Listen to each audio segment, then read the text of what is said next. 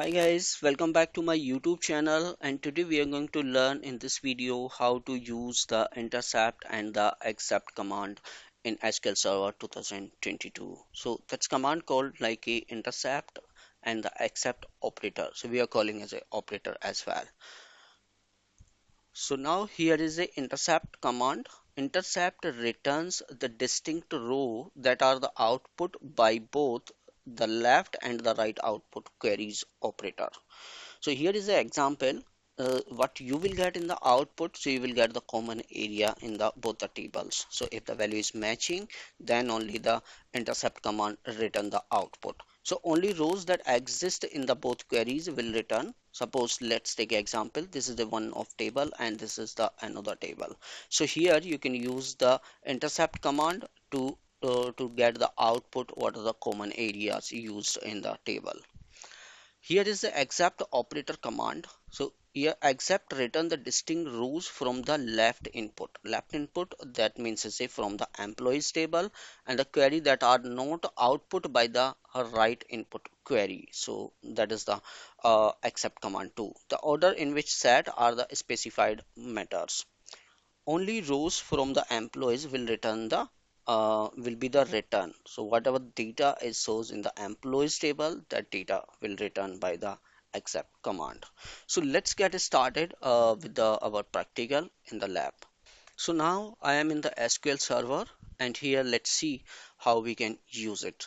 So let's see the data, what the data I have under employee table, and under the we can use parallelly from the my another table is called employee underscore one. So I have these two tables. Okay, so here I have some of the common areas used in the both the table and the different areas as well, but both the table almost looks like the same, but there is a slightly different with the employee ID and somewhere is the employee name as well.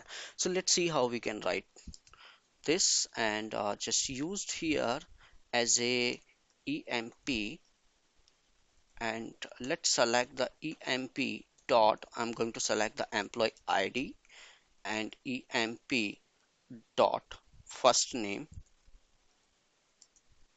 comma emp dot last name and comma emp dot, let's take a office location. So and the same columns should be in your the next table, or else your data will not be in output, data will not match. So let's type a as a employee one and write it down the same column here.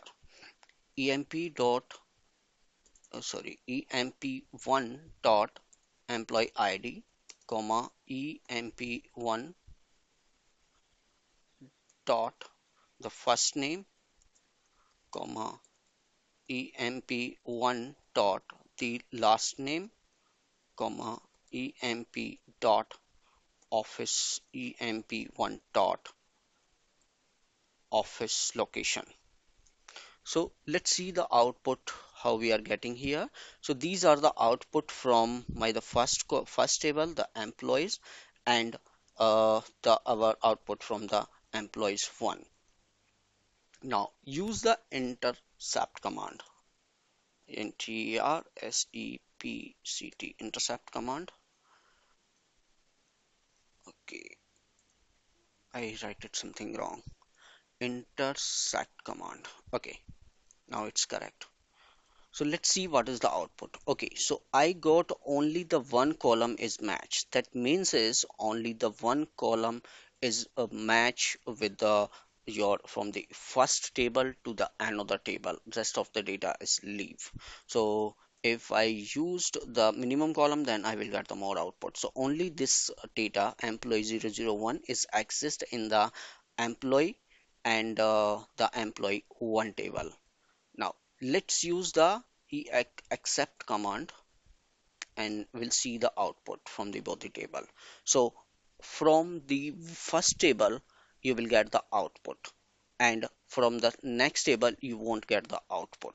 So we have here is a 7 rows, it won't match with the table one to the another table. So if you want to get the common data, you need to use the intercept command. If you use the accept command, it will print the value only from the first table. And let's run this query now. So we have here 8 tables, and which column is missing? That is a uh, Johan Mark. So 1001. So okay, let's use so 1001. One output is mass left there because that was like a common table. That is a Jack, JAC, something like that. Let me show you again. So this value was mismatch. So that was actually, this is a common value, so that's why it's not print. So intercept will take the common value, and accept will left the common value, and it will print rest of the values from the output. Okay, so guys, thank you for watching this video. See you soon in my next video.